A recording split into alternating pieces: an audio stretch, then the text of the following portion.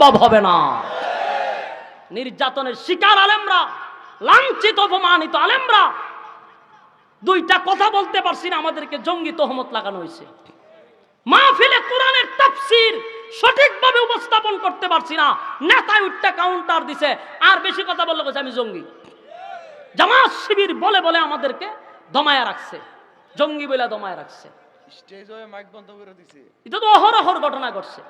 এখন প্রশ্ন হলো, পাবলিকের কাছ থেকে তারাও চাইছিল আলেমদেরকে দূরে সরাইয়া দিতে, ঠিক কি না?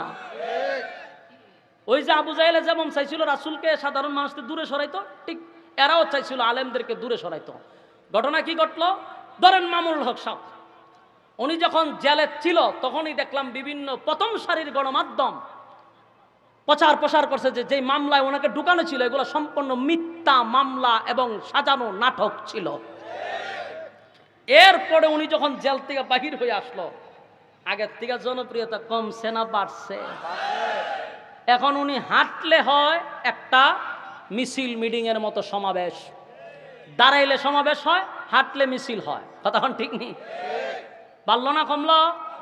চাইছিল পাবলিক থেকে দূরে সরাইতে, এখন পাবলিকের আকর্ষণ আরো বাড়ছে।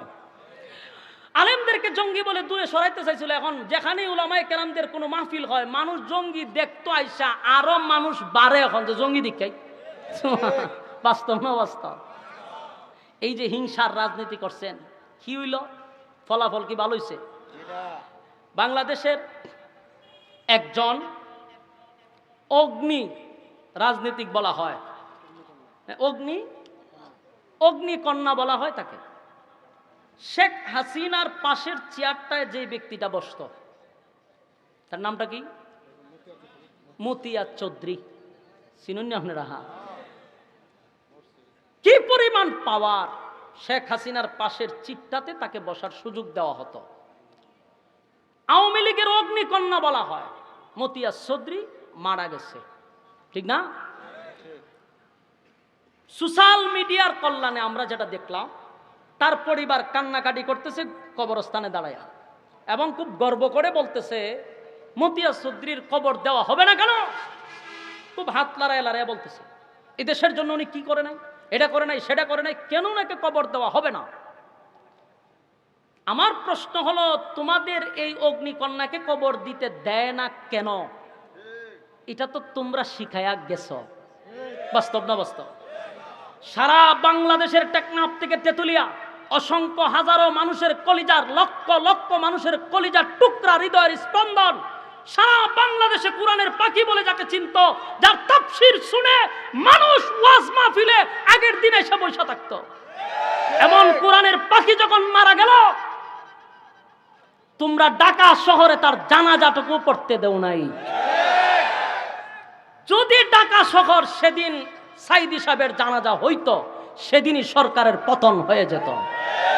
কারণ বাংলাদেশের এমন কোন জায়গা নাই যেই জায়গায় সাইদি সাহেবের জানাজার জন্য মানুষ ধরবে, এমন কোন মাঠ বাংলাদেশে ছিল না। পুলিশ পাহারায় আল্লামা সাইদি সাহেবের লাশ তারা রাতের বেলায় আধারে নিয়ে গেছে, এমন কি লাশে ধরতে পর্যন্ত সময় দেওয়া হয় নাই, এত তাড়াহুড়া তারা করছে। বড় শখ ছিল, ওনার ছেলে একটা ফেসবুকে লিখছে যে আমার বাবার জানাজাটা পর্যন্ত আমি পাই নাই, তাড়াহুড়া করছে, বলছে এখন কবর দিতে হবে। এগুলা শিখাইছে কেডা? তোমরা শিখাইছো। এখন তোমাদের নেত্রীর কবর দিতে দেয় না, তোমরা যেমন চোখ দিয়া পানি জড়াইতেছ, সেদিন আল্লামা সাইদির জানাজা ঢাকায় পড়তে দিছো না, লক্ষ মানুষের চোখ দিয়া পানি জড়াইছো তোমরা।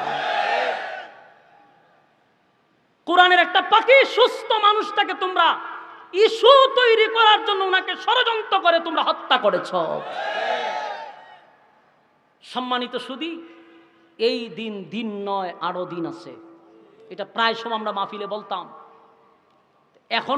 এখনো বলে থাকি, এই পরিস্থিতির থেকে যারা শিক্ষা গ্রহণ করে নাই, ভবিষ্যতে যারা আসবে বসবে, তারাও যেন এরকম পরিস্থিতিতে যেন না পড়তে হয়, এখান থেকে শিক্ষা গ্রহণ করার দরকার আছে না নাই?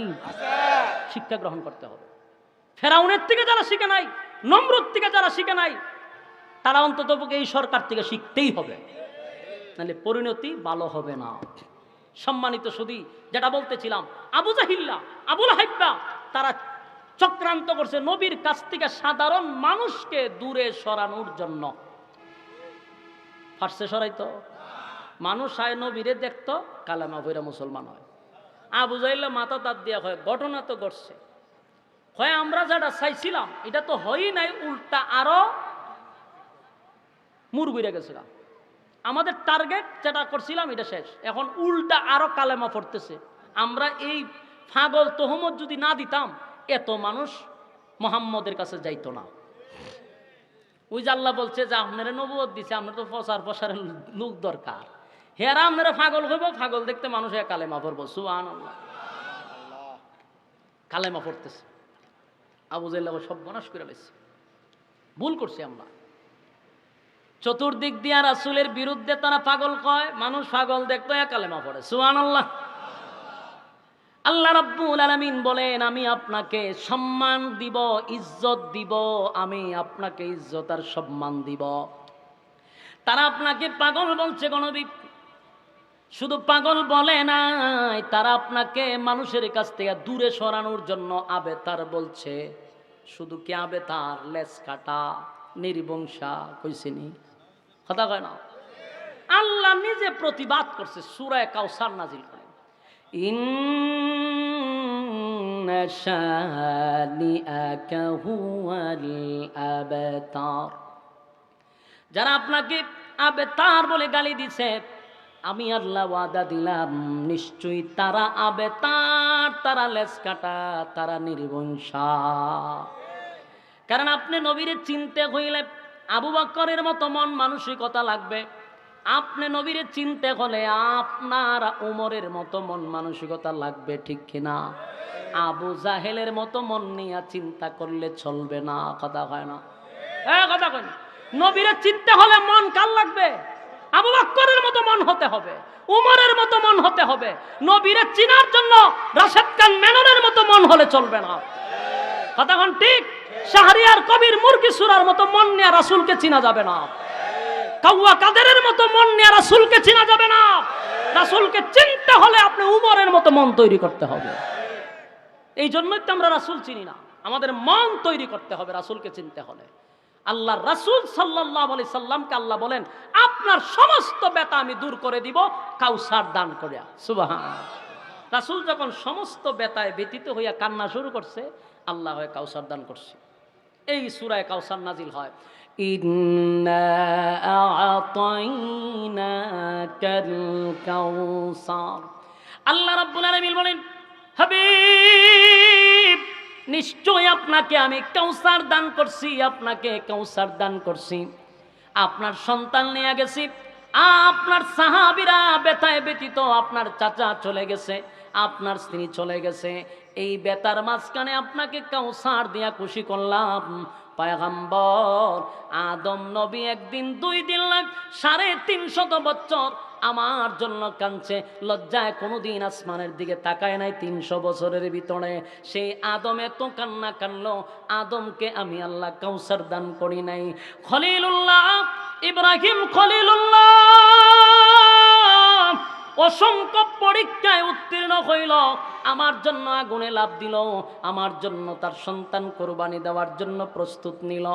এত পরীক্ষায় পাশ করার পরেও ইব্রাহিম খলিলুল্লাহরে কাউসার দেই নাই। নূহ আলাইহিস সালাতু ওয়াস সালাম একদিন 2 দিন নয়, 950 বছর দিনের দাওয়াত দিল গো নবী, কাউসার দেই নাই, কাউসার দেই নাই। আপনি নবীর আমি কাউসার দান করলাম। এই কাউসার সাধারণ কোনো কাউসার না, সাধারণ কোনো পানি না। আল্লাহর নবী বলেন এই কাউসার হাউজে কাউসার যেটা আমাদেরকে দেওয়া হবে। এই যুবক ভাই, এই কাউসার এত দামি, আল্লাহর নবী বলেন আমাকে আল্লাহ সশরীরে দুনিয়ায় থাকা অবস্থায় আমারে আল্লাহ কাউসার দেখাইছে। সুবহানাল্লাহ। বাড়ি দিয়া আল্লাহর নবী বলেন উম্মতেরা রে, আমি কাউসার নিজের চোখকে দেখে আসছি। এই কাউসারের পানি দুধের চেয়েও বেশি সাদা, মধুর চেয়েও মিঠা, মেশকে আম্বরের চেয়েও বেশি গ্রান। এই পানি যদি কোনো উম্মত পান করে 50,000 বছরের ভিতরে পানির পিপাসা লাগবে না। এই পানির এত দাম, হাসরের মাঠে যখন মানুষগুলা দাঁড়াবে, উলঙ্গ অবস্থায় যখন দাঁড়াবে, কলিজা পাটা পিপাসা থাকবে, জিহ্বাটা বাহির হয়ে যাবে, এত পিপাসা। পয়গম্বর বলেন ওই মানুষগুলাকে যদি সাগরের পানি ডালা হয় তারপরও তার পিপাসা নিবারণ হবে না। এই পরিমাণ পিপাসা লইয়া হাসরের মাঠে মানুষগুলা দাঁড়াবে। আল্লাহ নবী বলেন তখন তারা ক্রস করবে, আমাকে ক্রস করবে, আমি থাকবো হাউজে কাউসারের পাড়ে, আমার উম্মতেরা আমারে ক্রস করে হাসরের মাঠে যাবে। যদি এক পেয়ালা পানি আমার উম্মত পান করে, ওয়াদা দিলাম 50,000 বছরের ভিতরে উম্মতের আর পানি লাগবে না। কিন্তু আল্লাহর নবী বলেন আমি যখন হাসরের মাঠে হাউজে কাউসারের পানি আল্লাহ আমারে দিবেন উম্মতরে পান করানোর জন্য, আমি আমার ডান দিকে আবু বকর, বাম দিকে হযরত ওমরকে রাখবো। আমি আমার বরকতি হাতে এক পেয়ালা পানি আমার উম্মতকে আমি পান করায়া দিব। এক পেয়ালা পানি পান করে তারা জীবনের তরে আর তৃষ্ণা লাগবে না। কিন্তু নবী বলেন আমি তাকায়া দেখি লক্ষ কোটি উম্মতেরা আমারে দেখা পাগল পাগল হইয়া পানি পান করার জন্য আসবে। আমি তাকায়া দেখি এত কোরআনের 30 পাড়ায় সবচেয়ে যে ছোট্ট একটা সূরা, এর থেকে কোনো ছোট সূরা কোরআনে নাই। এই সূরাটা কমপ্লিট তেলাওয়াত করছি। যদিও সূরাটা ছোট কিন্তু এর আলোচনা ব্যাপক। কোরআনে কারিমে 2টা সূরা আছে ছোট, এর মধ্যে একটা হলো সূরা ইখলাস আর একটা হইল সূরা কাউসার। একটা সূরা হলো আল্লাহর শানে, একটা সূরা হলো রাসূলের শানে। সূরা ইখলাস এটা হলো আল্লাহর শান মান মর্যাদা সম্পর্কে আলোচনা। সূরা কাউসার এটা হলো রাসূলের শান মান মর্যাদা সম্পর্কে আলোচনা।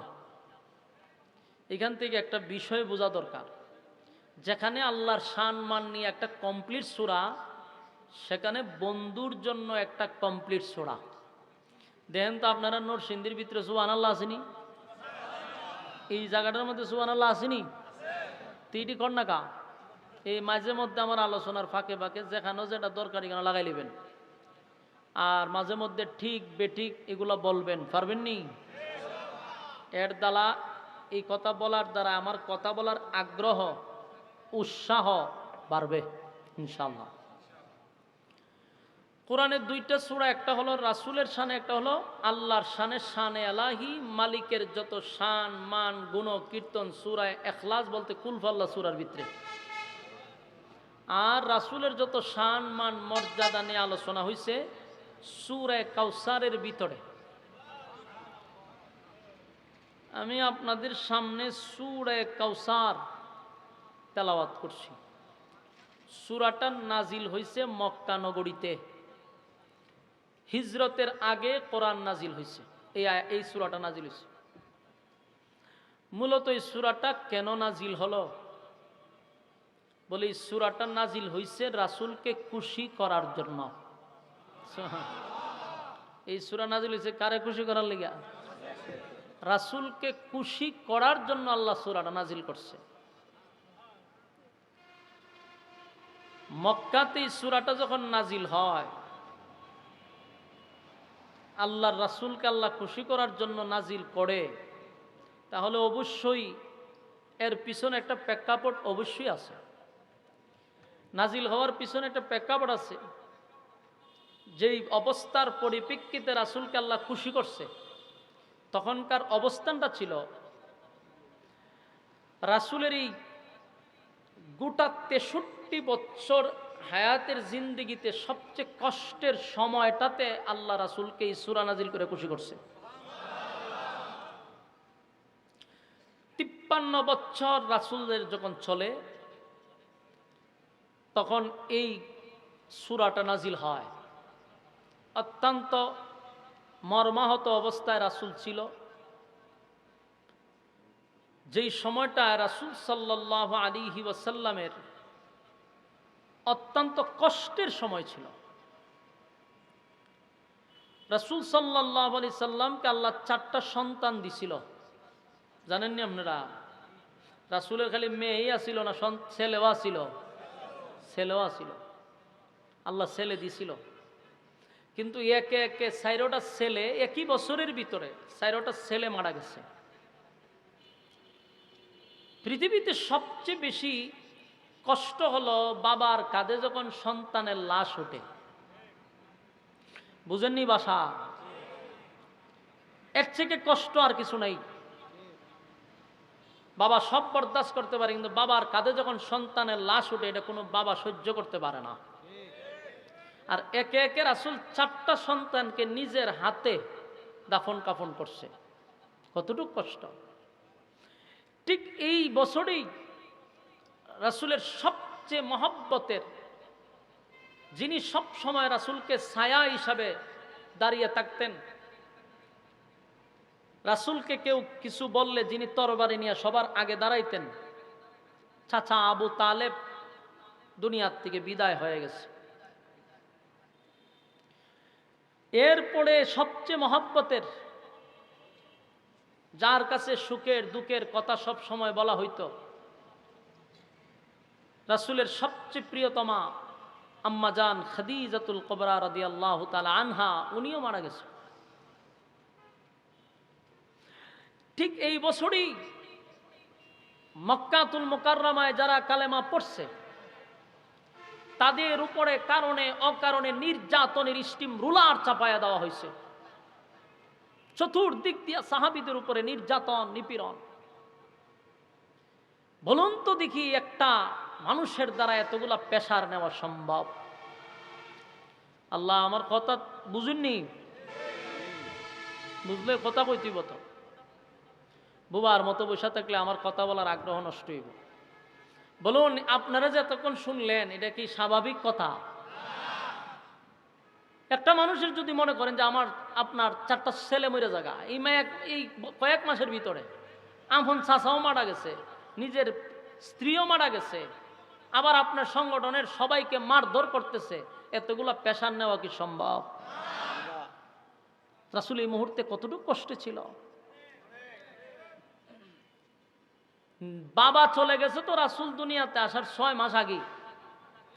বাবার আদর রাসূল পায় নাই, কিন্তু বাবার আদরটা রাসূলের চাচা আবু তালেবে করছে। নিজে না খাইয়াও রাসূলকে খাওয়াইছে। ঘুমানোর সময় রাসূলকে বুকে জড়াইয়া আবু তালেব ঘুমাইছে। এত মহব্বত, কেউ যদি রাসূলের বিরুদ্ধে কিছু বলছে, আবু তালেব কালেমা পড়ে নাই, ঈমান আনে নাই, কিন্তু তরবারি নিয়ে সামনে দাঁড়াইছে যে আমার ভাতিজার বিরুদ্ধে কেউ কথা বললে তরবারি দিয়ে ফয়সালা করব। আরো আশ্চর্যের বিষয়, যতদিন আবু তালেব দুনিয়াতে বেঁচে ছিল, মুরব্বী হ্যালো, কথা কোন যেত না, এখানে কথা বলে তো আমার মনে মতো যাবো। রাসূল সাল্লাল্লাহু আলাইহি সাল্লাম রাসূলের আপন চাচা আবু তালেব রাসূলকে বাবার চেয়েও বেশি মহব্বত করছেন, কারণ বাবার আদর পায় নাই। এই ভালোবাসার মহব্বত দিয়া রাসূলকে লালন পালন করছে। খাদিজাতুল কুবরা শুধু রাসূলের স্ত্রী ছিল বিষয়টা এমন না, একজন গার্জিয়ান ছিল। আশ্চর্যের বিষয় হলো, খাদিজাতুল কুবরা আর হইল গিয়া আবু তালেব দুইজন যতদিন বেঁচে ছিল রাসূলের উপরে কেউ টাচ করার সাহস ছিল না। এমনি সমালোচনা করছে, বিভিন্ন গালাগালি করছে, কিন্তু ডাইরেক্ট আঘাত করতে পারছে না। কারণ আবু তালেবের একটা প্রভাব ছিল, তখনকার পাওয়ার ছিল। আবু তালেব যদি তরবারি তুলছে, তরবারি লামাইবার ক্ষমতা কারো নাই। আর আম্মাজান খাদিজা, উনি একজন মহিলা, রাসূলের স্ত্রী এমনটা না, উনি মক্কার ধনাঢ্য একজন মহিলা, শিল্পপতি ছিল, সম্ভ্রান্ত পরিবারের ছিল, যার সামনে কথা বলার মক্কার অনেক মানুষের যোগ্যতাই ছিল না। সুবহানাল্লাহ। শিক্ষিত ছিল, কথা বলবো যে যোগ্যতাই নাই খাদিজার সামনে দাঁড়ায়া। এই জন্য রাসূল যখন দাওয়াত দিতেন, পাশে যদি আম্মাজান খাদিজা থাকতেন তো বেঈমানটা চুপ করে চলে যেত, কোনো কথা বলতো না। চিন্তা করেন, শুধু স্ত্রী ছিল না, একটা ছায়া ছিল, একটা গার্জেন ছিল। একই মাসের ভিতরে, কয়েকদিনের ভিতরে সবাই মারা গেছে। কতটুক কষ্টে রাসূল আছে। আবু তালেব মারা গেছে, আম্মাজান খাদিজা মারা গেছে, সন্তানগুলি মারা গেছে। যেই আবু তালেব খাদিজা মারা যাওয়ার পর থেকে সাহাবীদের উপরে এত নির্যাতন শুরু হয়েছে, নির্যাতনের স্টিম রোলার চাপায়া দিচ্ছে। সব ব্যথায় ব্যতীত ইয়া রাসূল খানায় কাবার সামনে বৈশা চোখ দিয়া পানি ছাড়তেছে, কাঁদতেছে রাসূল, কান্নায় ভাঙা পড়ছে। কতটুক ব্যথা পাইছে, কাঁদতেছে বৈশা। আনাস রাদিয়াল্লাহু তাআলা আনহু এসে বলে, হুজুর আপনি একা একা বৈশা বৈশা চোখের পানি ছাড়তেছেন, কাঁদতেছেন, কারণ কি? রাসূল বলে, আনাস আমি এই মুহূর্তে খবর পাইছি আমার বেলালের বুকের উপরে বিশাল একটা পাথর রেখে দিছে। বেলালের অপরাধ হইল কেন? কালেমা পড়ছে। খাব্বাব রাদিয়াল্লাহু তাআলা আনহুকে এই মুহূর্তে খবর পাইছি জ্বলন্ত কয়লার মধ্যে শোয়া রাখছে।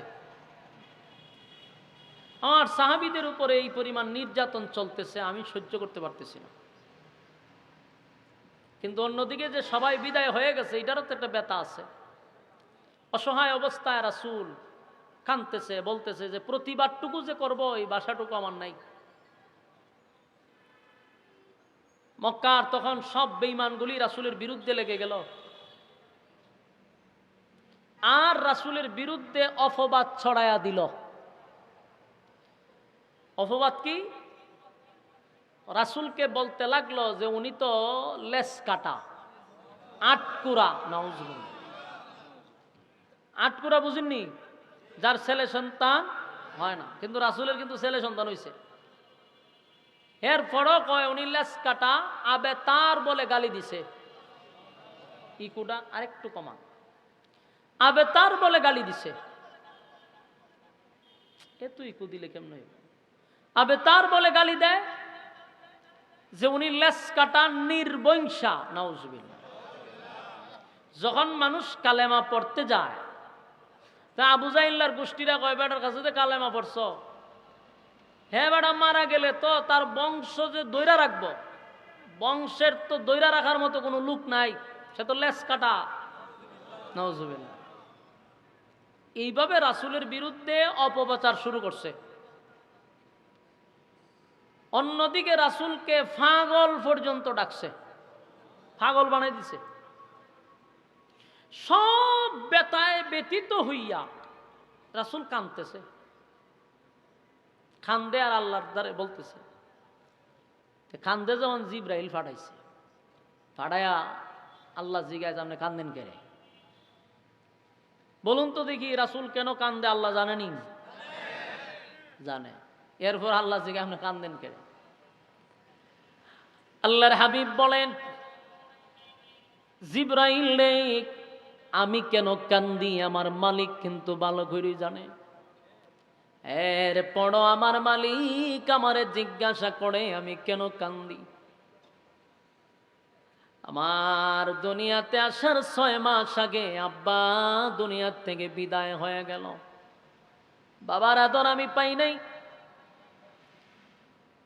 2-4 বছর যেতে না যেতেই আমার আম্মা দুনিয়ার থেকে বিদায় হয়ে গেল।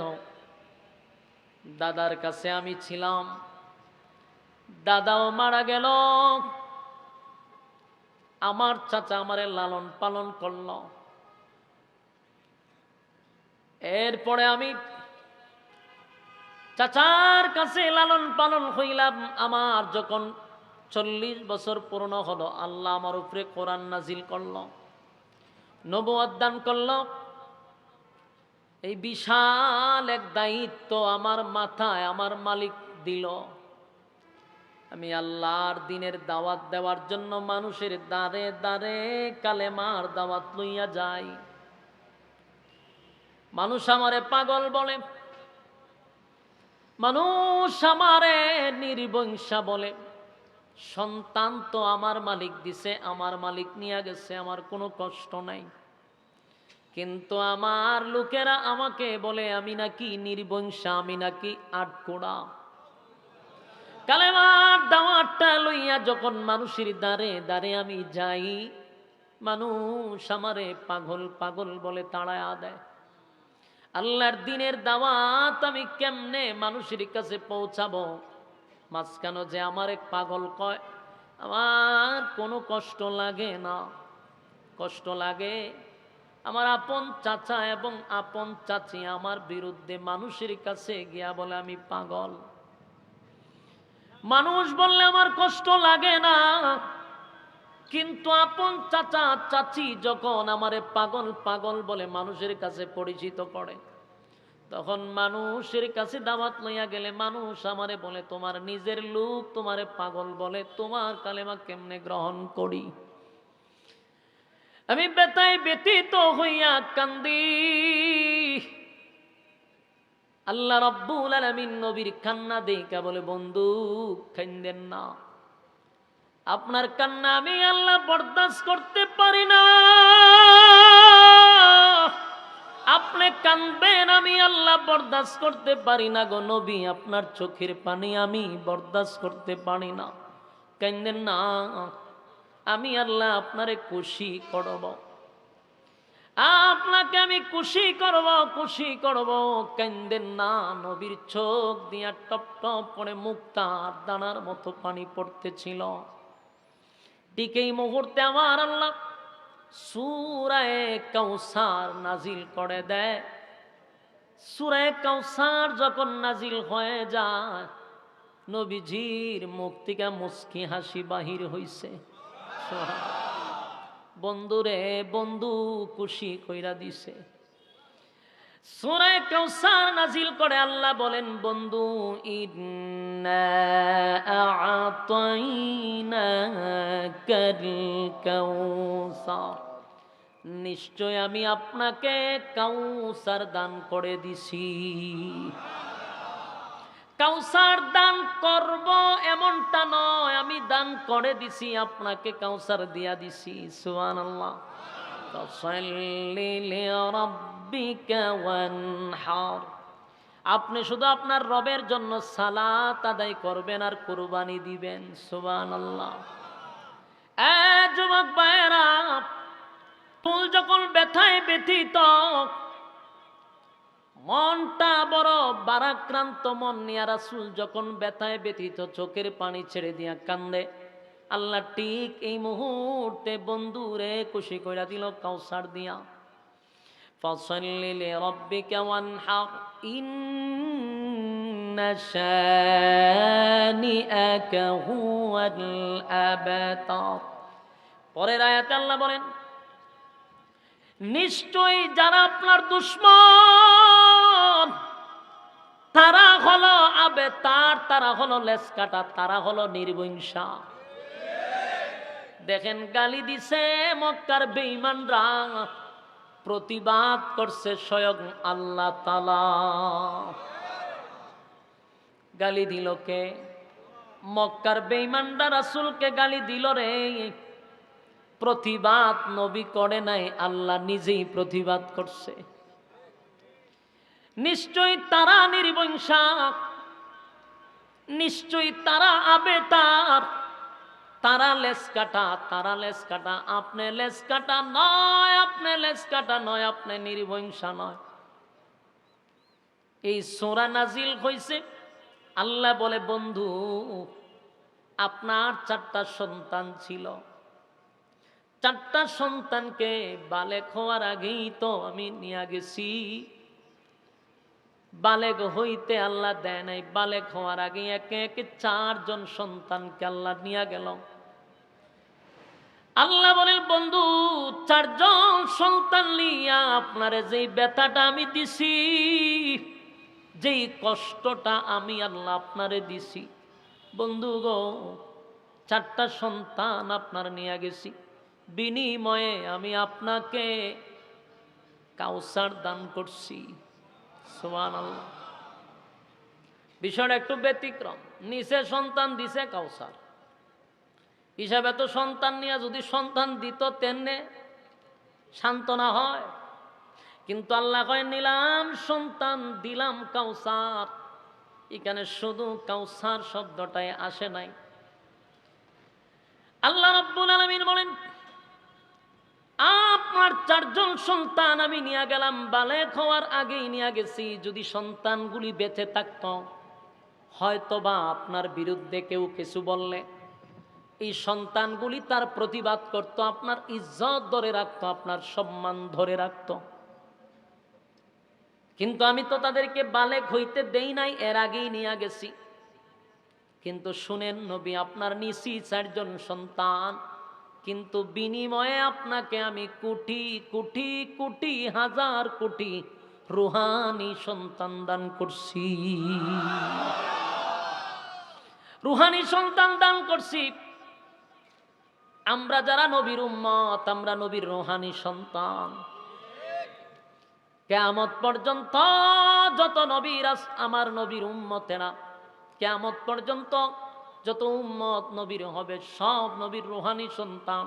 আর 1400 বছর ভিতরে যত নবীর উম্মত মারা গেছে, তারাও নবীর রুহানি সন্তান ছিল।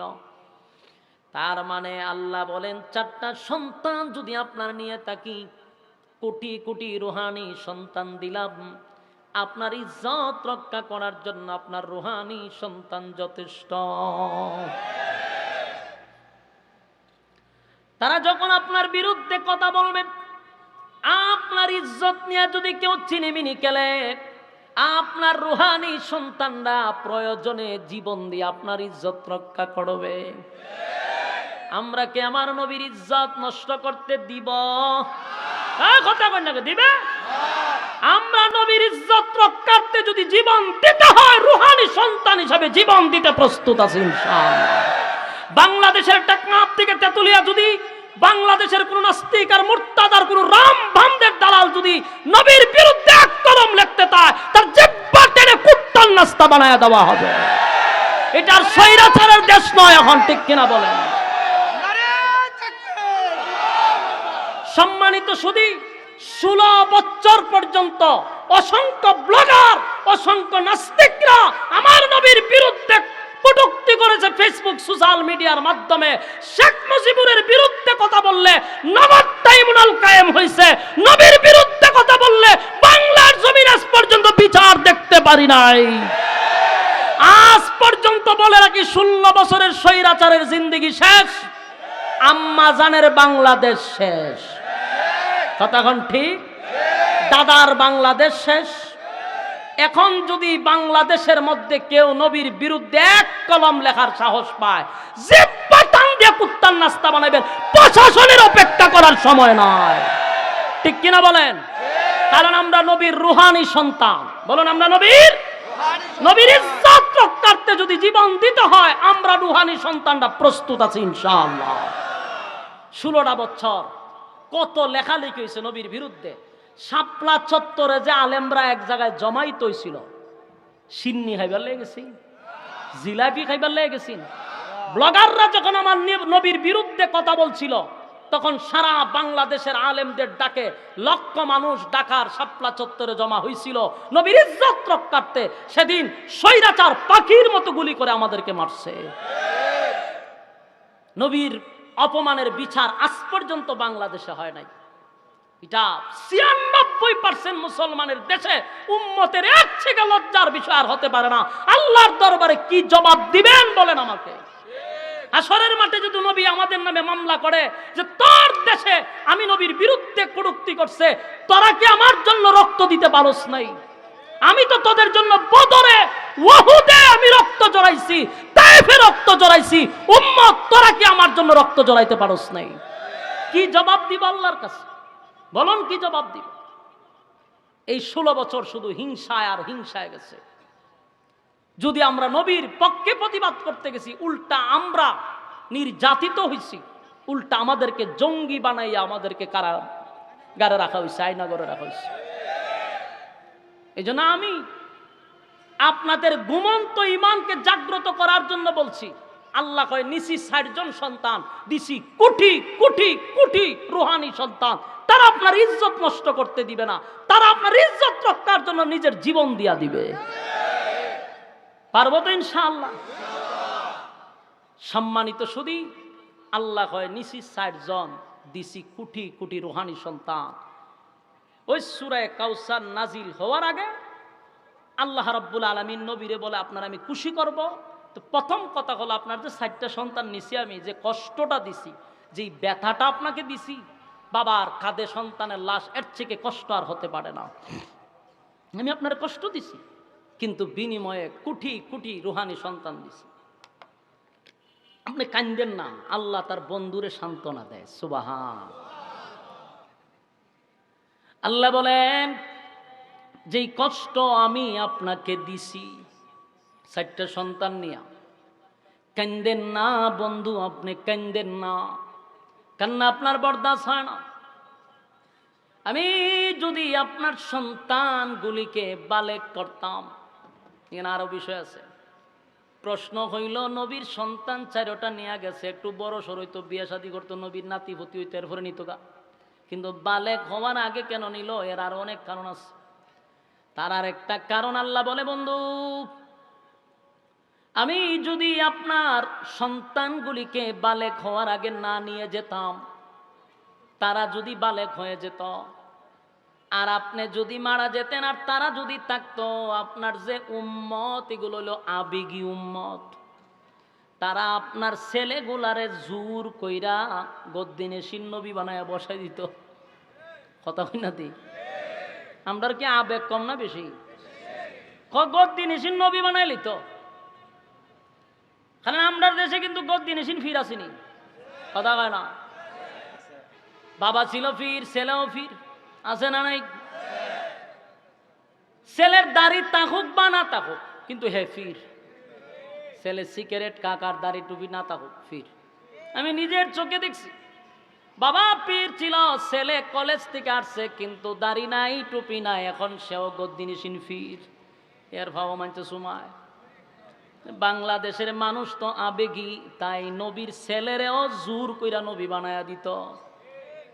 এই জন্য আল্লাহ বলেন, আপনার ছেলেগুলারে আমি বালেগ হইতে দেই নাই, বালেগ হওয়ার আগেই আমি আপনার সন্তানগুলিকে নিয়ে গেছি।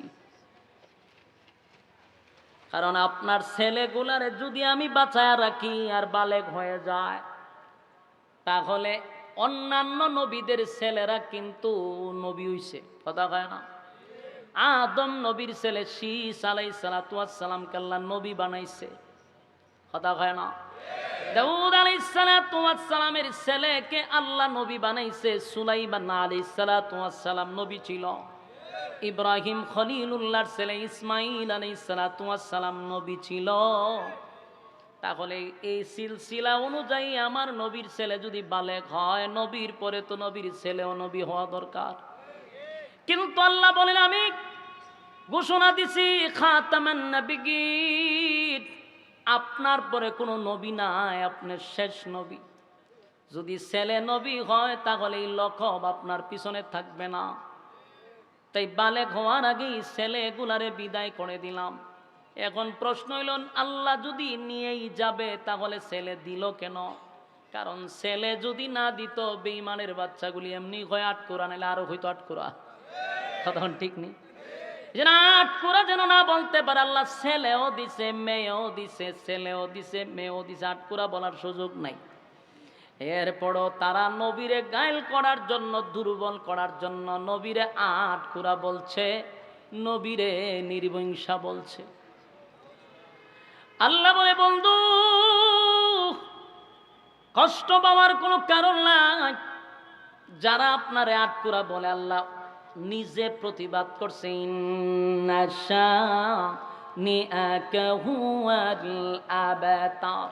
আবেতার শব্দের অর্থই হলো আটকোরা, নির্বংশা। তারা আপনাকে আটকোরা বলছে, নির্বংশা বলছে। আমি আল্লাহ বলছি, নিশ্চয়ই তারা নির্বংশা, তারা আটকোরা। কোন অ্যাঙ্গেল আল্লাহ বলছে দেখেন, কারণ তারা বলছে নবীর নাম নেওয়ার মতো আর কেউ থাকবে না। বলুন তো দেখি, আমার নবী দুনিয়ার থেকে গেছে 1400 বছর 1500 বছর হয়ে গেছে, এখনো প্রতি সেকেন্ডে সেকেন্ডে নবীর নাম নেওয়া হচ্ছে কিনা? আমি আপনি নিতেছি, আরেক জায়গায় নিতেছেন, আরেক জায়গায় নিতেছে, আমি ঘুমাই রয়েছি, আরেক জায়গায় নবীর দুরূদ করতেছে। এক কত 24টা ঘন্টার একটা সেকেন্ড আমার নবীর নাম নেওয়া কোনো না কোনো জায়গায় চলতেছে। যারা নবীরে অপবাদ দিছিল নবীর নাম নেওয়ার মতো কেউ থাকবে না, বলুন তো পৃথিবীর কেউ কি আবু জাহেল নাম রাখছে? আবু লাহাব কারো নাম রাখছে? উতবা উতাইবা কারো নাম রাখছে? তাদের নাম নেওয়ার মতো পৃথিবীতে কেউ না, কিন্তু আমার নবীর নাম প্রতি সেকেন্ডে সেকেন্ডে কথা হয় না। 2 নম্বর হলো আল্লাহর হাবিব যখন কালেমার দাওয়াত দেয়, মানুষের দাঁড়ে দাঁড়ে দাঁড়ে দাঁড়ে দাঁড়ে গিয়া যখন বলে লা ইলাহা ইল্লাল্লাহু মুহাম্মাদুর রাসূলুল্লাহ সাল্লাল্লাহু আলাইহি ওয়াসাল্লাম, আল্লাহর নবী বলেন তোমরা কারা গো আজকের পর থেকে গাছের পূজা, মাছের পূজা, সূর্যের পূজা, চন্দ্রের পূজা, ল্যাংটার পূজা, জড়ার পূজা আর করতে পারবা না, আজকে থেকে গোলামি চলবে একমাত্র গোলামি চলবে আল্লাহর, আর আমারে শুধু আব্দুল্লাহর পুত্র মোহাম্মদ বলে ডাক দিলে চলবে না, আজকের পর থেকে আমারে বলবা মুহাম্মাদুর রাসূলুল্লাহ সাল্লাল্লাহু আলাইহি ওয়াসাল্লাম। আমি শুধু মুহাম্মদ নয়, আমি মুহাম্মাদুর রাসূলুল্লাহ। মক্কার মানুষ নবীর কালেমা শুনে, কিছু মানুষ যখন কালেমা নবীর কাছে পড়তে চায়, ঈমান আনতে যায়, আবু জাহিল্লার গোষ্ঠীরা চতুর্দিকে ব্যারিকেড দিয়ে রাখে, নবীর বিরুদ্ধে অপপ্রচার করে। কারণ নবীর বিরুদ্ধে অপপ্রচার করার জন্য নবীর নামের পিছন দিয়া লাগায়া দিছে যে লোকটা পাগল, লোকটা অসুস্থ, মিথ্যাবাদী বলার সাহস পায় না। এমন তো বলতে পারতো লোকটা যা বলে মিথ্যা বলে, লোকটা যা বলে মিথ্যা কথা বলে, এমন কথাও তো বলতে পারতো, কিন্তু এই সাহস তাদের নাই। কারণ 40টা বছর আমার নবীরে তারা নিজের মুখ দিয়াই আল আমিন বলছে, নিজেরাই তো উপাধি দিছে যে সত্যবাদী। এখন যদি কয় যে মিথ্যা কথা মানতে হবে, 40 বছর দি সত্যবাদী সত্যবাদী তোরাই বলছস, এখন আবার মিথ্যাবাদী কসকা, এটা খাইবে না মার্কেটে। তাই নতুন আবিষ্কার করছে। আবিষ্কারটা কি? কয় উনি অসুস্থ, উনি পাগল পাগল পাগল, ওনাদের কাছে কেউ যাইবা না, তার কথা কেউ শুনবা না। পাগল বইলা মানুষের কাছ থেকে নবীরে দূরে সরাইতে চায়, দূরে সরাইতে চায়। পুরা টিম লাগছে নবীর কাছ থেকে মানুষকে সরানোর জন্য, কিন্তু আল্লাহর নবী কান্দে আর বলে মালিক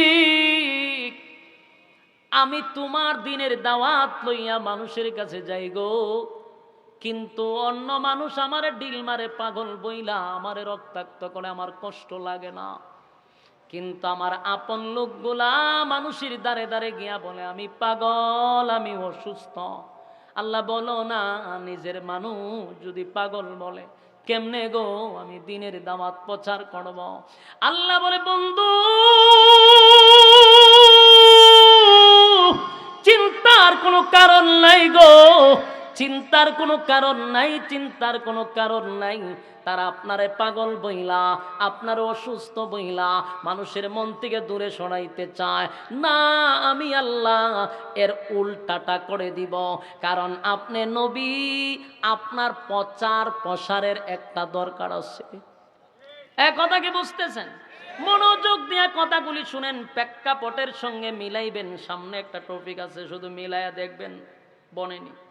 আল্লাহ বলেন বন্ধু আপনারে আমি নবুয়ত দান করছি, কোরআন নাজিল করছি, এখন আপনি যে পয়গম্বর, শুধু তো মক্কার পয়গম্বর না গো নবী, কুল কায়নাতের নবী আপনারে বানাইছি। সুবহানাল্লাহ।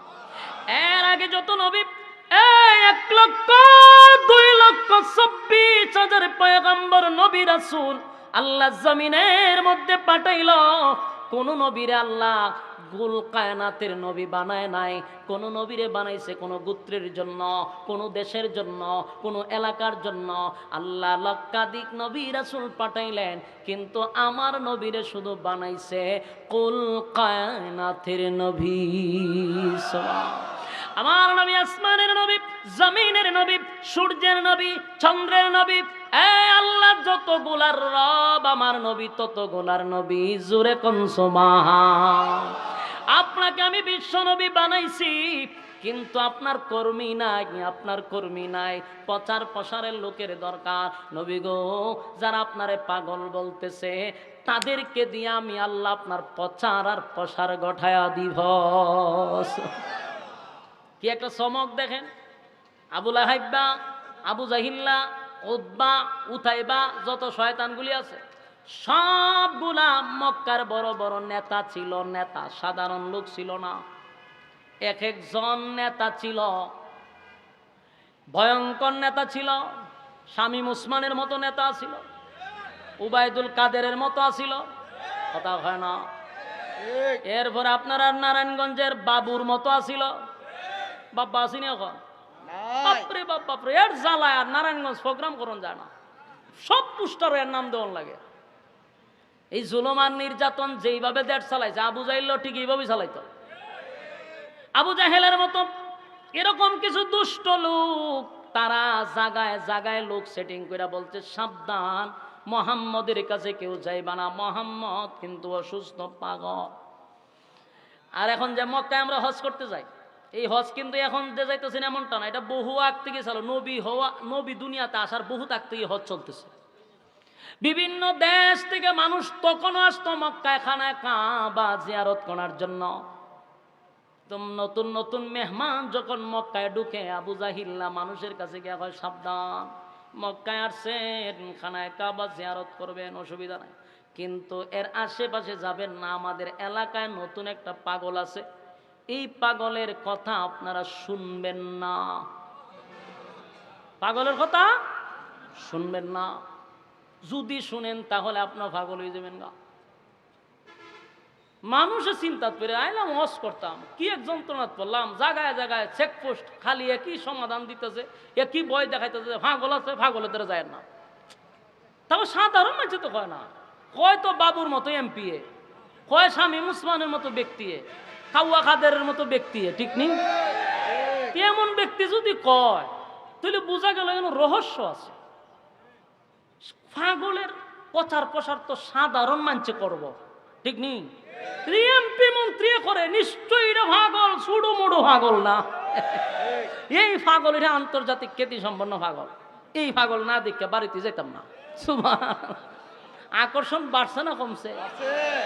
আচ্ছা, কোন চাই আপনারা এখানে মনে করুন এই গ্রামের একজনের পাগল হয়েছে, পাগল হয়েছে, এলাকার দুই একজনে কইছে এটা স্বাভাবিক।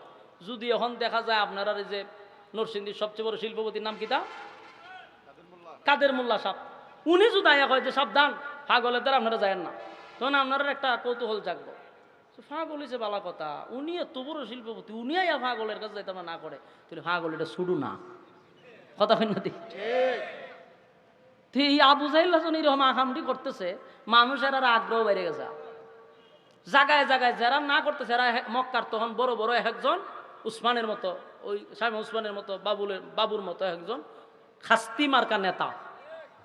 তো মানুষের সন্দেহ লেগেছে, না আল্লাহ যা করে দেখে যাম, পাগল দেখুন লাগবে, আর তা খাম মারলে খাম মারবো, দেখে যাম। তো মানুষ আবার একটা জিনিস দেখেন, আবু জাহিল হয়েছে তোমরা তার কথা শুনবা না, তে এখন এরা কয় তে আমরা তো কইছে শুন না, শোনার লাগিয়া আমরা খানও ধরে রাখো, খানও এমনি ধরে রাখো, কিন্তু পাগলটা দেখুন লাগবো। সুবহানাল্লাহ। সব মানুষ হজ করে চুপি চুপি রাসূলকে দেখতে গেছে, খানায় কাবার সামনে রাসূল বইয়া কোরআন তেলাওয়াত করতেছে। রাসূলের তেলাওয়াত আমরা কেমনে বুঝাইতাম আপনারা?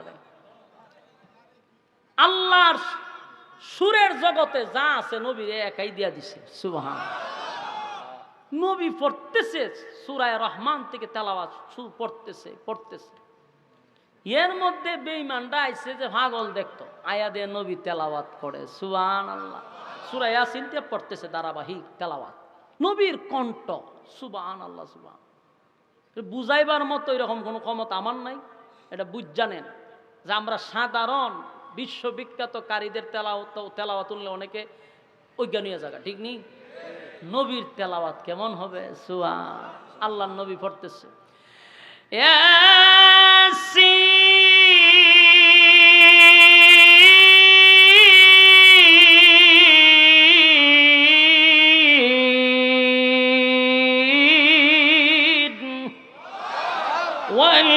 والقرآن الحكيم إنك لمن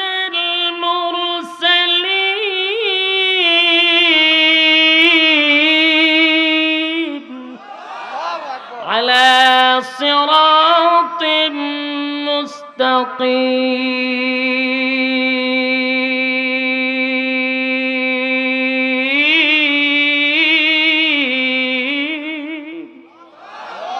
ধারাবাহিক তেলাওয়াত চলতেছে বেঈমানরা খানো ধরে রাখছে না। এরা তো কইছে যে হুন তারতা না তোমরা, এরাও এই আমল করছে, সবটি খানের মধ্যে তুলা মুলা দিয়ে একটা ডেক্কা দেন ধরে রাখছে। এজন নবীর চেহারার দিকে তাকাইছে, সুবহানাল্লাহ সুবহান। নবীর চেহারা কেমন চেহারা! আল্লাহর সৃষ্টি জগতের সমস্ত সৌন্দর্য আল্লাহ নবীর দিয়া দিছে। যেই কালি চেহারা দেখছে, নবীর চুল দিকে রাখা গেছে। আল্লাহর নবীর চুলগুলো এত গুছালো ছিল, নবীর চুলের কসম পর্যন্ত আল্লাহ কোরআনে করছে।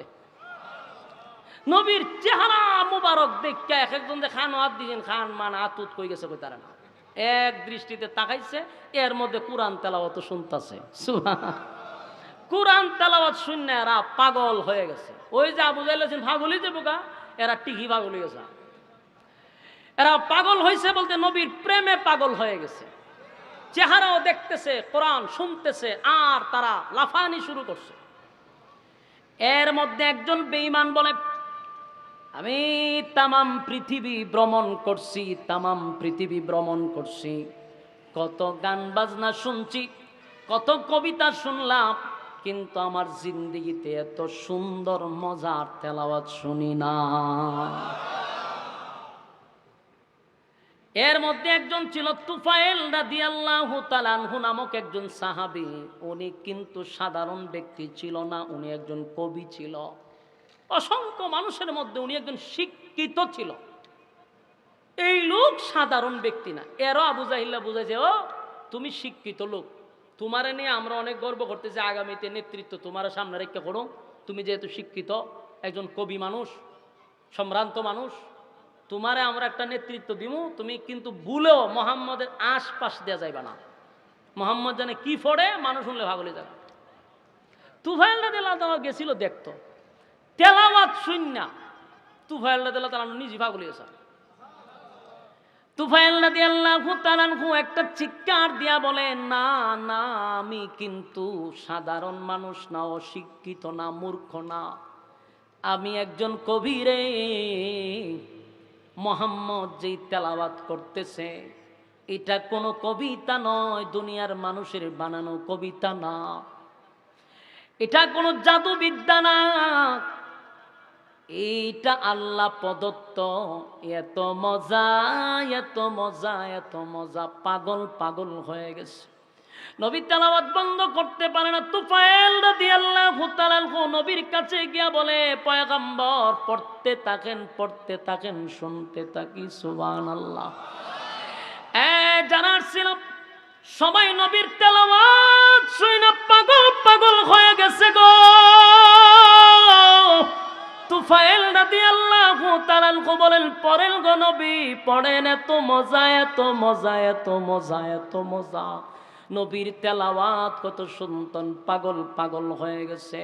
তুফাইল রাদিয়াল্লাহু তাআলা নবীর তেলাওয়াত শুইনা বলে, আর একটা সেকেন্ডও আমি তুফাইল দেরি করতে রাজি না, পড়ে দেন লা ইলাহা ইল্লাল্লাহু মুহাম্মাদুর রাসূলুল্লাহ সাল্লাল্লাহু আলাইহি ওয়াসাল্লাম। নরসিংদীর বায়ান কথাগুলি দিলের কান লাগায় শুনে, এই যে মানুষগুলাকে আবু জাহিল্লা নিষেধ করছিল, যাইও না, পাগল হয়ে যাইবা, তারা নবীর কাছে কালেমা পড়ে নবীর জন্য পাগল হয়ে গেছে। আবু জাহেলরা যতই চেষ্টা করছে নবীর কাছ থেকে মানুষকে সরানোর জন্য, মানুষ তত নবীরে ভালোবাসতে শুরু করছে। সুবহানাল্লাহ। কথাগণ বাস্তব না বাস্তব? যায় দেখতো দেখবি পাগলি জায়গা। কথাগণ ঠিক না? এই আবু জাহেলের সেম ক্যাটালকে আমাদের স্বৈরাচার ঠিক এইভাবেই দেশটা চালাইছিল। যদি এখন কেমনে আমি তার বাস্তবতা মিলায় দেখাই। বাংলাদেশে আলেম ওলামাদেরকে পাবলিক পছন্দ করে, কথা কয় না? আপনি যত বড় নেতা হন, একজন আলেমের কাছে আইলে আপনি ওই আলেমের চেয়ে সম্মান বেশি পাওয়ার চেষ্টা করলে লাভ হবে না, কথা কয় না কেন? আপনি যদি এলাকার এমপিও হন আর মনে করছেন যে আমি যদি এমপি হুজুরে মার্কেটিং করে আমি কেন একটা ক্ষমতা দেখাইলাম, জুতা ইডা দিতে বেশি সময় লাগতো না। বাস্তব না বাস্তব? যেটা আমরা স্বৈরাচারের যুগেও দেখছি, এত পাওয়ার দিয়ে এর বড় মন্ত্রীরা জুতাটা ফিটাইয়া পাবলিক মানিছে। কারণ আলেমের বিষয়টা মানুষের অন্তরে। তোমারে মানছে সালাম দেয় ভয়ে, আর আলেমরে সালাম দেয় কলিজাটা দিয়া মানুষের মহব্বত করে। কোথায় আর কোথায় না তুমি মিলাও। স্বৈরাচার বুঝতে পারছে দেশের আলেম ওলামাদের সাথে মানুষের একটা অন্তরের সম্পর্ক, কলিজার সম্পর্ক। এদেরকে যদি পাবলিকের কাছ থেকে দূরে সরাইতে পারি তাহলে কিছুদিন আমরা রাজত্ব আরো বেশি করতে পারবো, আমরা মানুষকে শাসন শোষণ করতে পারবো, যেমনে মনে চায় এমনে ফেরাউনের খায়ে দায় দেশ চালাইতে পারবো। কিন্তু মাঝখানে বাধা হইল আলেমরা, কারণ পাবলিক তো আলেমের ভক্ত। তখন তার একটা ওই আবু জাহেলের সিস্টেমে তারা কি করলো, বিভিন্ন উলামায়ে কেরামদেরকে নারী কেলেঙ্কারি দিয়া দিয়া পাবলিকের কাছ থেকে দূরে সরানোর চেষ্টা করছে। বিভিন্ন উলামায়ে কেরামদেরকে বিভিন্ন ভাবে অপবাদ দিয়া, জঙ্গি তহমত দিয়া দিয়া মানুষের কাছ থেকে দূরে সরানোর চেষ্টা করছিল। একটা শব্দ বাইর করছে কি, জঙ্গি। জঙ্গি, এই জঙ্গি শব্দ ব্যবহার করে বাংলাদেশে যে কি ক্ষতি স্বৈরাচার করছে, এটা যারা পলিটিক্স করে তারা একমাত্র বুঝতে পারে। বাহিরের দেশের বাপ মূর্তি এই স্বৈরাচার নষ্ট করছে, অথচ আমার বাংলাদেশে একটা জঙ্গি নাই। কিন্তু এ কতটা বছর এখানে ছিল, যতটা বছর ছিল সে তার শুধু রাজত্ব ধরে রাখার জন্য, দেশ উন্নতি করার জন্য নয়। কারণ জঙ্গি যখন আপনি এখানে বলবেন দেশের প্রধান হইয়া, তখন আমেরিকার মতো দেশ, জাপানের মতো দেশ, চীনের মতো দেশ, রাশিয়ার মতো দেশ, তাদের কাছে আপনার বাংলাদেশের প্রতি ভাবমূর্তি নষ্ট হবে। এরা এই দেশে ব্যবসা করতে আসবে না। চিন্তা করেন, যারা পলিটিক্স করে এরা মাত্র বুঝতে পারছে যে জঙ্গি বলে দেশের কতটুকু ক্ষতি করছে। 100 বছর বাংলাদেশটারে বিছায় নিছে এই স্বৈরাচার সরকার। আর স্বৈরাচারের বলি হইছে একমাত্র আলেমরা। এই জন্য আমি বলি, বাংলাদেশে যদি নেতৃত্ব চলে, আলেমদেরকে মাইনাস করে বাংলার জমিনে কেউ নেতৃত্ব দেওয়াতে আসতে পারবে না, ঠিক কিনা বলেন? 16 বছরে বাংলাদেশে আলেমদের থেকে বেশি আইনাগর থেকে কেউ বাহির হয় নাই।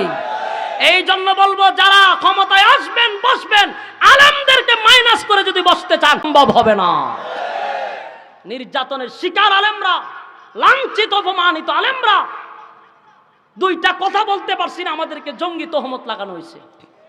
মাহফিলে কোরআনের তাফসীর সঠিকভাবে উপস্থাপন করতে পারছি না, নেতায় উঠটা কাউন্টার দিছে, আর বেশি কথা বললে আমি জঙ্গি।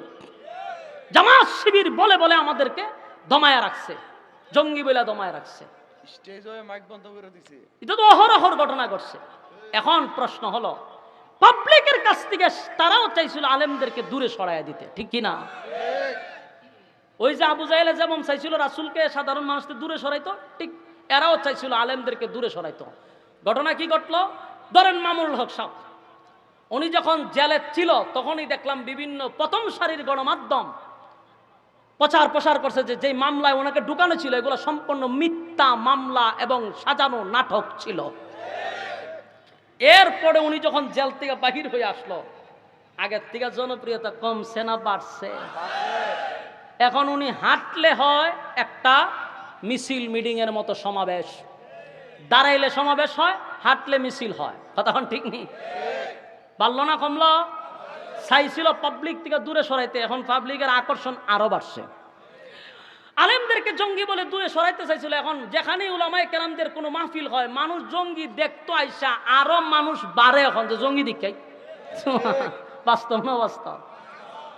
এই যে হিংসার রাজনীতি করছেন, কি হইল? ফলাফল কি ভালো হইছে? বাংলাদেশের একজন অগ্নি রাজনীতিক বলা হয়, অগ্নিকন্যা বলা হয় তাকে। শেখ হাসিনার পাশের চেয়ারটায় যে ব্যক্তিটা বসত, তার নামটা কি? মতিয়া চৌধুরী। চিনুন আপনারা? কি পরিমাণ পাওয়ার! শেখ হাসিনার পাশের চিটটাতে তাকে বসার সুযোগ দেওয়া হতো। আওয়ামী লীগের অগ্নিকন্যা বলা হয়। মতিয়া চৌধুরী মারা গেছে, ঠিক না? সোশ্যাল মিডিয়ার কল্যাণে আমরা যেটা দেখলাম, তার পরিবার কান্নাকাটি করতেছে কবরস্থানে দাঁড়ায়, এবং খুব গর্ব করে বলতেছে মতিয়া চৌধুরীর কবর দেওয়া হবে না কেন? খুব হাত লড়াইয়া বলতেছে এই দেশের জন্য উনি কি করে নাই, এটা করে নাই, সেটা করে নাই, কেন নাকি কবর দেওয়া হবে না? আমার প্রশ্ন হলো, তোমাদের এই অগ্নিকন্যাকে কবর দিতে দেয় না কেন? এটা তো তোমরা শিখায়া গেছ। বাস্তব না বাস্তব? সারা বাংলাদেশের টেকনাফ থেকে তেতুলিয়া অসংখ্য হাজারো মানুষের কলিজার, লক্ষ লক্ষ মানুষের কলিজার টুকরা, হৃদয়ের স্পন্দন, সারা বাংলাদেশে কোরআনের পাখি বলে যাকে চিনত, যার তাফসীর শুনে মানুষ ওয়াজ মাহফিলে আগের দিন এসে বসে থাকতো, এমন কোরআনের পাখি যখন মারা গেল, তোমরা ঢাকা শহরে তার জানাজাটুকু পড়তে দেও নাই। যদি ঢাকা শহর সেদিন সাইদি সাহেবের জানাজা হইতো, সেদিনই সরকারের পতন হয়ে যেত। কারণ বাংলাদেশের এমন কোনো জায়গা নাই যেই জায়গায় সাইদি সাহেবের জানাজার জন্য মানুষ ধরবে, এমন কোনো মাঠ বাংলাদেশে ছিল না। পুলিশ পাহারায় আল্লামা সাইদি সাহেবের লাশ তারা রাতের বেলায় আধারে নিয়ে গেছে, এমনকি লাশে ধরতে পর্যন্ত সময় দেওয়া হয় নাই, এত তাড়াহুড়া তারা করছে। বড় শখ ছিল, ওনার ছেলে একটা ফেসবুকে লিখছে যে আমার বাবার জানাজাটা পর্যন্ত আমি পাই নাই, তাড়াহুড়া করছে, বলছে এখন কবর দিতে হবে। এগুলা শিখাইছে কেডা? তোমরা শিখাইছ। এখন তোমাদের নেত্রীর কবর দিতে দেয় না। তোমরা যেমন চোখ দিয়া পানি জড়াইতেছ, সেদিন আল্লামা সাইদির জানাজা ঢাকায় পড়তে দিছ না, লক্ষ মানুষের চোখ দিয়া পানি জড়াইছো তোমরা। কোরআনের একটা পাখি সুস্থ মানুষটাকে তোমরা ইস্যু তৈরি করার জন্য ওনাকে ষড়যন্ত্র করে তোমরা হত্যা করেছ। সম্মানিত সুধী, এই দিন দিন নয়, আরো দিন আছে। এটা প্রায় সময় আমরা মাহফিলে বলতাম, এখনো বলে থাকি, এই পরিস্থিতির থেকে যারা শিক্ষা গ্রহণ করে নাই, ভবিষ্যতে যারা আসবে বসবে, তারাও যেন এরকম পরিস্থিতিতে যেন না পড়তে হয়, এখান থেকে শিক্ষা গ্রহণ করার দরকার আছে না নাই? শিক্ষা গ্রহণ করতে হবে। ফেরাউনের থেকে যারা শিখে নাই, নমরুদ থেকে যারা শিখে নাই, তারা অন্তত এই সরকার থেকে শিখতেই হবে, নাহলে পরিণতি ভালো হবে না। সম্মানিত সুধী, যেটা বলতেছিলাম, আবু জাহিল্লা, আবুল হাইব্বা, তারা চক্রান্ত করছে নবীর কাছ থেকে সাধারণ মানুষকে দূরে সরানোর জন্য। ফার্সে সরাইতো মানুষ আয় নবীরে দেখতো, কালেমা পড়ে মুসলমান হয়। আবু জাহিল্লা মাথা তার দিয়া হয়, ঘটনা তো ঘটছে, হয় আমরা যেটা চাইছিলাম এটা তো হয়ই নাই, উল্টা আরো মুরগিরে গেছিলাম। আমাদের টার্গেট যেটা করছিলাম এটা শেষ, এখন উল্টা আরো কালেমা পড়তেছে। আমরা এই পাগল তহমত যদি না দিতাম, এত মানুষ মুহাম্মদের কাছে যাইতো না। ওই যে আল্লাহ বলছে যে আপনারা নবুয়ত দিছে, আপনার তো প্রসারের লোক দরকার, হেরা আপনারা পাগল হইব, পাগল দেখতে মানুষ কালেমা পড়বো। সুবহানাল্লাহ, কালেমা পড়তেছে। আবু জাহেল সব বনাশ করে লাইছে, ভুল করছি আমরা। চতুর্দিক দিয়া রাসূলের বিরুদ্ধে তারা পাগল কয়, মানুষ পাগল দেখতো কালেমা পড়ে। সুবহানাল্লাহ। আল্লাহ রাব্বুল আলামিন বলেন, আমি আপনাকে সম্মান দিব, ইজ্জত দিব, আমি আপনাকে ইজ্জত আর সম্মান দিব। তারা আপনাকে পাগল বলছে গণবী, শুধু পাগল বলে নাই, তারা আপনাকে মানুষের কাছ থেকে দূরে সরানোর জন্য আবেতার বলছে। শুধু কি আবেতার, লেজ কাটা, নির্বংশা কইছেনি, কথা কয় না। আল্লাহ নিজে প্রতিবাদ করছে, সূরা কাউসার নাজিল করেন, ইন্না শানিআকা হুয়াল আবতার। যারা আপনাকে আবেতার বলে গালি দিছে, আমি আল্লাহ ওয়াদা দিলাম নিশ্চয়ই তারা আবেতার, তারা লেজ কাটা, তারা নির্বংশা। কারণ আপনি নবীরে চিনতে হইলে আবু বকরের মতো মন মানসিকতা লাগবে, আপনি নবীরে চিনতে হলে আপনার উমরের মতো মন মানসিকতা লাগবে, ঠিক কিনা? আবু জাহেলের মতো মন নিয়ে চিন্তা করলে চলবে না, কথা হয় না? হ্যাঁ, কথা কই না। নবীরে চিনতে হলে মন কার লাগবে? আবু বকরের মতো মন হতে হবে, উমরের মতো মন হতে হবে। নবীরে চিনার জন্য রাশেদ খান মেননের মতো মন হলে চলবে না, কথা কোন ঠিক? শাহরিয়ার কবির মুরগি সুরার মতো মন নিয়ে রাসূলকে চিনা যাবে না, কাউয়া কাদেরের মতো মন নিয়ে রাসূলকে চিনা যাবে না। রাসূলকে চিনতে হলে আপনি উমরের মতো মন তৈরি করতে হবে। এই জন্যই তো আমরা রাসূল চিনি না, আমাদের মন তৈরি করতে হবে রাসূলকে চিনতে হলে। আল্লাহ রাসূল সাল্লাল্লাহু আলাইহি সাল্লামকে আল্লাহ বলেন, আপনার সমস্ত ব্যথা আমি দূর করে দিব কাউসার দান করিয়া। সুবহানাল্লাহ। রাসূল যখন সমস্ত ব্যথায় ব্যতীত হইয়া কান্না শুরু করছে, আল্লাহ হয় কাউসার দান করছে। এই সূরায়ে কাউসার নাজিল হয়, ইন্না আ'তাইনাকাল কাউসার। আল্লাহ রাব্বুল আলামিন বলেন, হাবিব নিশ্চয় আপনাকে আমি কাউসার দান করছি, আপনাকে কাউসার দান করছি। আপনার সন্তান নিয়ে গেছি, আপনার সাহাবীরা ব্যথায় ব্যতীত, আপনার চাচা চলে গেছে, আপনার স্ত্রী চলে গেছে, এই বেতার মাঝখানে আপনাকে কাউসার দিয়া খুশি করলাম। পয়গম্বর আদম নবী একদিন 2 দিন নয় 350 বছর আমার জন্য কাঁদছে, লজ্জায় কোনোদিন আসমানের দিকে তাকায় নাই। 300 বছরের ভিতরে সেই আদমে তো কান্না কানলো, আদমকে আমি আল্লাহ কাউসার দান করি নাই। খলিলুল্লাহ ইব্রাহিম খলিলুল্লাহ অসংখ্য পরীক্ষায় উত্তীর্ণ হইল, আমার জন্য আগুনে লাফ দিল, আমার জন্য তার সন্তান কোরবানি দেওয়ার জন্য প্রস্তুত নিল। এত পরীক্ষায় পাশ করার পরেও ইব্রাহিম খলিলুল্লাহরে কাউসার দেই নাই। নূহ আলাইহিস সালাতু ওয়াস সালাম একদিন 2 দিন নয় 950 বছর দিনের দাওয়াত দিল গো নবী, কাউসার দেই নাই, কাউসার দেই নাই। আপনি নবীর আমি কাউসার দান করলাম। এই কাউসার সাধারণ কোনো কাউসার না, সাধারণ কোনো পানি না। আল্লাহর নবী বলেন, এই কাউসার হাউজে কাউসার যেটা আমাদেরকে দেওয়া হবে। এই যুবক ভাই, এই কাউসার এত দামি, আল্লাহর নবী বলেন, আমাকে আল্লাহ সশরীরে দুনিয়ায় থাকা অবস্থায় আমারে আল্লাহ কাউসার দেখাইছে। সুবহানাল্লাহ। বাড়ি দিয়া আল্লাহর নবী বলেন, উম্মতেরা রে, আমি কাউসার নিজের চোখকে দেখে আসছি। এই কাউসারের পানি দুধের চেয়েও বেশি সাদা, মধুর চেয়েও মিঠা, মেশকে আম্বরের চেয়েও বেশি গ্রান। এই পানি যদি কোনো উম্মত পান করে 50,000 বছরের ভিতরে পানির পিপাসা লাগবে না। এই পানির এত দাম, হাসরের মাঠে যখন মানুষগুলা দাঁড়াবে, উলঙ্গ অবস্থায় যখন দাঁড়াবে, কলিজা পাটা পিপাসা থাকবে, জিহ্বাটা বাহির হয়ে যাবে, এত পিপাসা। পয়গম্বর বলেন, ওই মানুষগুলাকে যদি সাগরের পানি ডালা হয় তারপরও তার পিপাসা নিবারণ হবে না। এই পরিমাণ পিপাসা লইয়া হাসরের মাঠে মানুষগুলা দাঁড়াবে। আল্লাহ নবী বলেন, তখন তারা ক্রস করবে, আমাকে ক্রস করবে, আমি থাকবো হাউজে কাউসারের পাড়ে। আমার উম্মতেরা আমারে ক্রস করে হাসরের মাঠে যাবে। যদি এক পেয়ালা পানি আমার উম্মত পান করে, ওয়াদা দিলাম 50,000 বছরের ভিতরে উম্মতের আর পানি লাগবে না।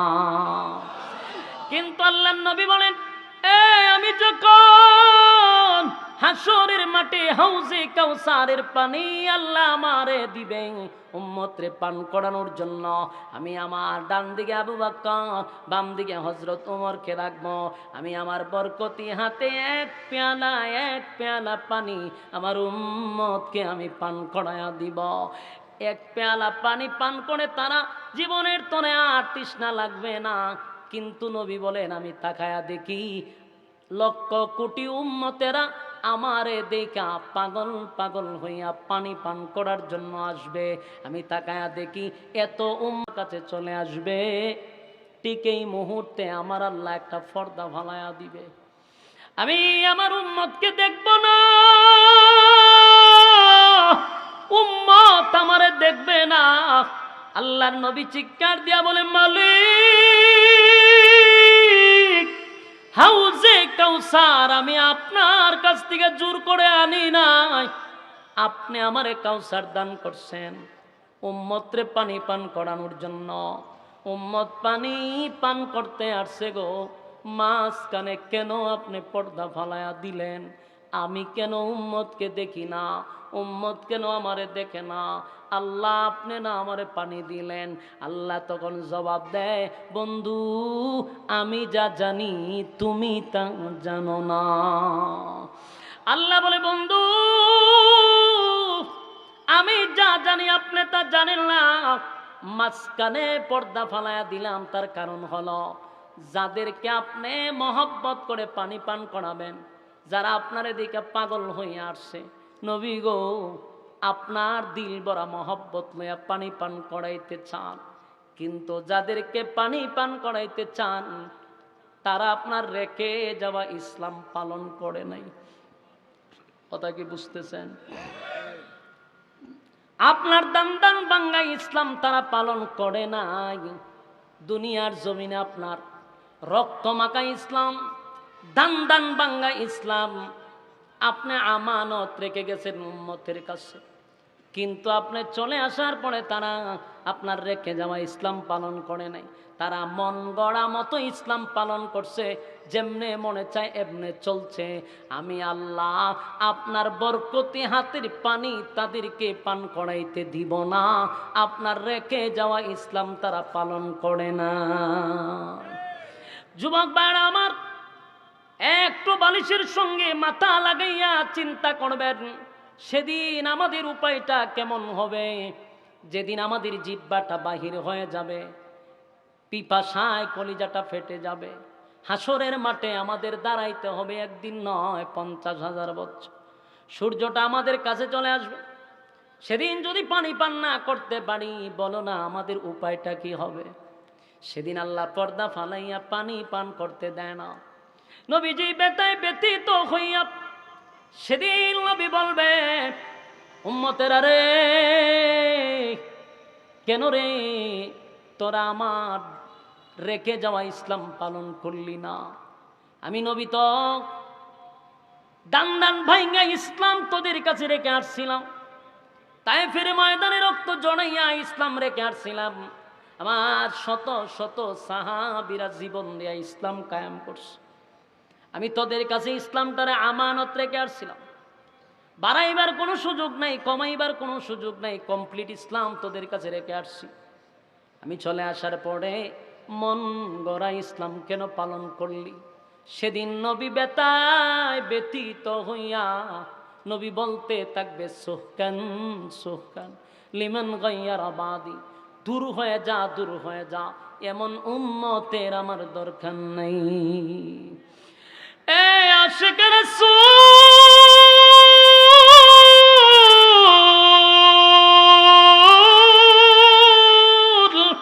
পয়গম্বর যদি বলে এমন উম্মতের কোনো দরকার নাই গো, উপায় থাকবে না, উপায় থাকবে না, উপায় থাকবে না। হাসরের মাঠে আপনাকে বাঁচানোর জন্য কোনো পীর ফকির আসবে না, আপনার বাবা আসবে না, মা আসবে না, আত্মীয় স্বজন কেউ আসবে না। আল্লাহ কোরআনে বলেন, ইয়াউমা ইয়াফিরুল মারউ মিন আখিহি ওয়া উম্মিহি ওয়া আবি ওয়া সাহিবাতিহি ওয়া বানি। কিয়ামতের ময়দানে কেউ কারো হবে না, কেউ কারো হবে না। মা সন্তানের পরিচয় দিবে না, বাবা সন্তানের পরিচয় দিবে না, স্ত্রী তার স্বামীর পরিচয় দিবে না। সেদিন যদি কেউ আপনার পাশে না দাঁড়ায়, আমার নবীকে আল্লাহ কিন্তু সুপারিশের অনুমতি দিবে। সেই নবী যদি বলে এমন উম্মতের আমার দরকার নাই গো, বলো না হাসরের মাঠে কে আমার আর তোমার পাশে দাঁড়াবে? এ উম্মত, বলুন আমরা কি নবীর তরিকার বাহিরে জীবন যাপন করব? যদি করেন, নবীর বরকতি হাতের পানি আমাদের নসিব হবে না। হাসরের মাঠে একমাত্র সুপারিশের মালিকানা আমার নবীরে দেওয়া হবে। কোন নবীরে আল্লাহ সুপারিশের মালিকানা দিবে না। নবীরারে যদি না দেয় আপনাদের এলাকার ল্যাংটা ফিরে দিব, কথা হয় না। তাহলে ফিরের আশা বাদ দেন। ফিরকে আল্লাহ বানায় না যে হাসরের মাঠে আপনারা সুপারিশ করবার লাগে। এগুলা বইলা বইলা তো গরু আর ছাগল জনমের মতো খাওয়া খাইতেছে। আল্লাহর কসম এই আয়াত প্রমাণ করে, ইয়াউমা ইয়াফিরুল মারউ মিন আখিহি ওয়া উম্মিহি ওয়া আবি ওয়া সাহিবাতিহি ওয়া বানি। আল্লাহ নিজে বলেন কেউ কারো হবে না। সুপারিশের একমাত্র মালিকানা যদি কেউ পায় আমার রাসূলকে দেওয়া হবে।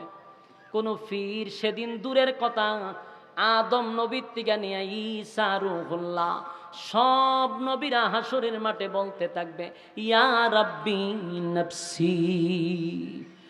উপায় নাই, উপায় নাই, উপায় নাই, উপায় নাই। নবীরা যদি বলে ইয়া রাব্বি নাফসি, উপায় নাই, তাহলে ফিরে কিতা কইব? এই জন্য ফির ফকির যারা আল্লাহর ওলিদের শরণাপন্ন হন, আমরা বাধা দেই না। একজন আল্লাহর ওলির মাথা হাতে চলা আমাদের জরুরি দরকার। ফির মানে হলো উস্তাদ, একজন উস্তাদের শরণাপন্ন হওয়া আমাদের জরুরি দরকার আছে না নাই? উস্তাদের কাজ কি? লাউ আর ছাগল নিয়ে দেওয়া। উস্তাদের কাজ হইল শিক্ষা দেওয়া। প্রত্যেকটা উস্তাদের কাজ যেরকম, ফিরেরও কাজ সেই রকম। ফির শব্দ ফার্সি, এর মূল উদ্দেশ্য হল উস্তাদ, কথা হয় না। উস্তাদের কাজ হলো মুরিদকে শিক্ষা দিবে, হেদায়েতের রাস্তা দেখায়া দিবে, এর বাহিরে পীরের কোনো কাজ নাই।